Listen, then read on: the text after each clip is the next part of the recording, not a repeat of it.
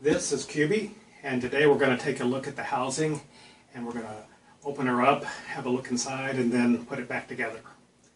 So first we want to turn off the power and unplug it. And the housing consists of three main parts. There's a base down here that has the printed circuit board, then there's this stand in the middle, and a head unit here that has the bezels for the LCD screens, and there's a top.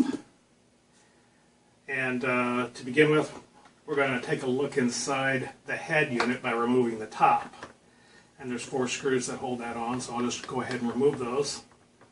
Now normally speaking, you wouldn't need to go inside the head unit because you can access everything you need to access from the bottom, and it's easier to do it that way. But I want to open her up just to let you have a look inside, see the construction, and better understand how things work. So let me just remove these screws real quick and then we'll have a look inside.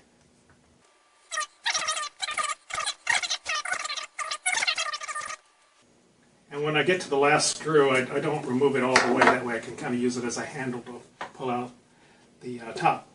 So there we go. Let's just have a look down inside. You can see through the stand, through the core of the console, all the way to the printed circuit board on the bottom. And it's pretty crowded in there. There's a lot of cables. So we're not going to be going through the core to get to access anything. We'll do that from the other side. But I did want to let you take a look inside. As you can see here, the principal construction of the head is these bezel pieces that are made of rather 6 millimeter thick MDF. And then supplementing those, there's these 4 corner posts that kind of help strengthen things, and they prevent the LCD screens from pushing in. And then they also provide anchor points for the top. So that's physically how things are laid out. So nice thing about this design is that it's easy to get access to the LCD screens. So if an LCD screen needed to be serviced or replaced, you just take off the top, and then it just slides out. You grab it by 2 thumbs there and just slide it out. You get the whole screen out. And then you have access to the cables or the driver board, and then it just slides back in. So that's a really nice or convenient design. Alright, so let me go ahead and put the top back on. That'll keep those LCD screens in place. We wouldn't want those sliding out when we turn it over. So I'll put these 4 screws back in real quick, and then we'll take a look at the bottom. Alright, there we go. So I'm going to turn the console upside down like this. Let me put the north side facing me here. Okay, now here's the printed circuit board, and there are just 4 screws here that hold it and the base in place on the stand. So we're just going to need to remove those. And then we'll be able to pull off the base. And these come out really easily. So it's really easier to access all the cables from the base. I don't recommend going through the top.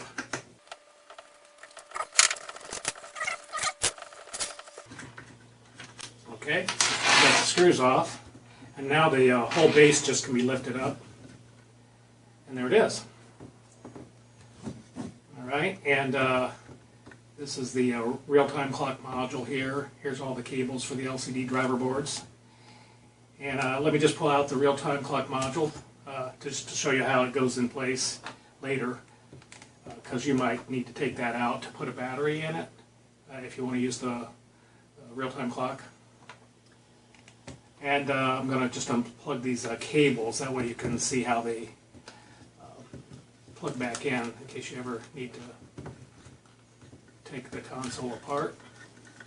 So when I pull these video cables, I just try to get one side, that way it'll kind of tilt and give you a little bit of leverage or to help you remove the cable. I'm going to go ahead and pull this audio cable while I'm at it. So this is the last one. There we go.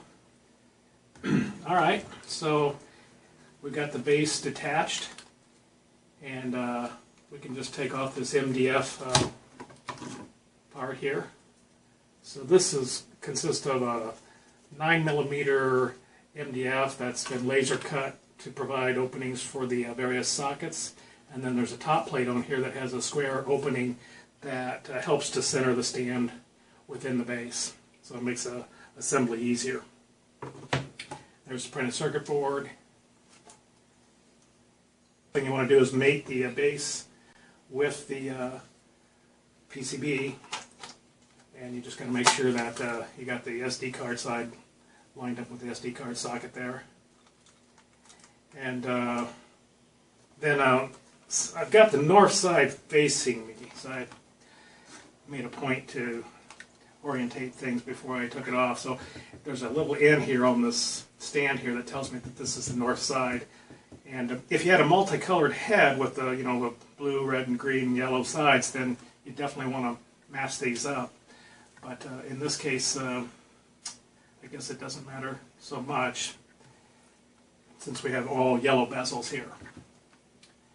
So, okay, I'm going to reattach these cables. Let me start with the audio cable. It's just a 2-pin connector here, no polarity.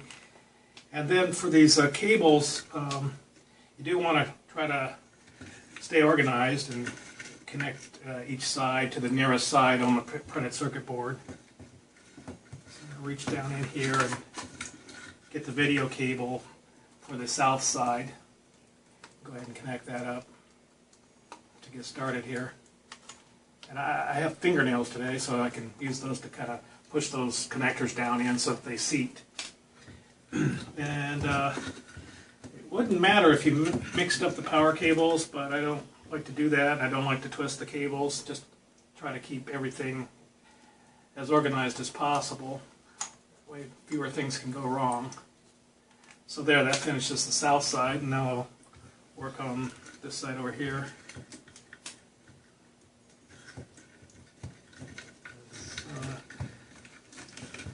Find the cable. Still a lot of free cables down in there. Here we go. Okay, so now these cables have keys, so you can only plug them in one way. You don't want to try to force it in the wrong way. That would not be good. And need to get the power cable now. It gets easier as you go along because you have fewer and fewer cables to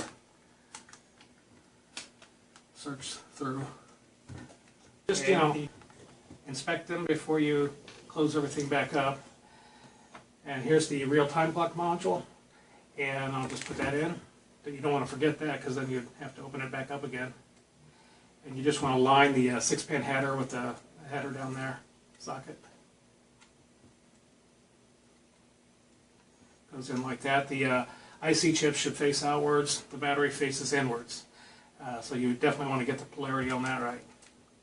And then go ahead and then put the base back down on the stand, and you just want to make sure all the cables go inside the core. You don't want to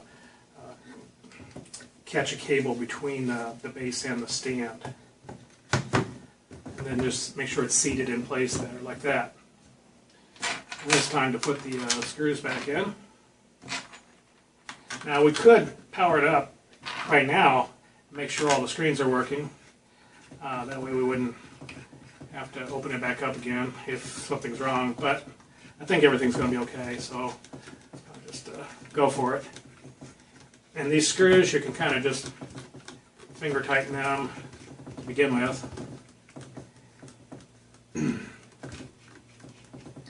And then use a screwdriver.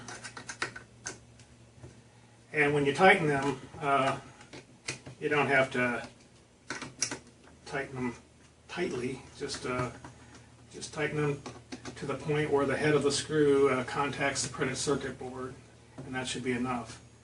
When you feel it start to snug up, that's good.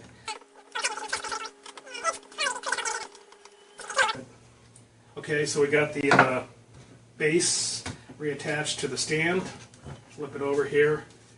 I got the north side facing me, and we'll power it up. Let's see here, we got her off. See if everything's working.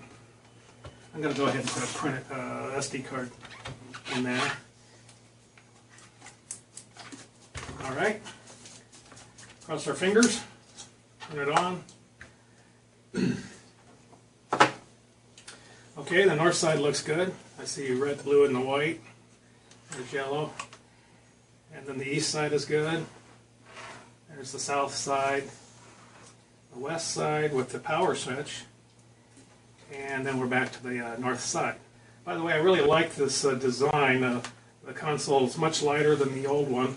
It's easy to hold in one hand. You can just grip it pretty well with one hand. It's easy to carry. And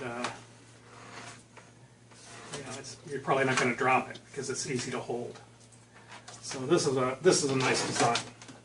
All right, that's a brief look at the housing and the internals and how everything is connected up. So if you ever have to get inside there and do any servicing, you'll know how to do it, and then you'll know how to put the battery in that real-time clock module. So that's it.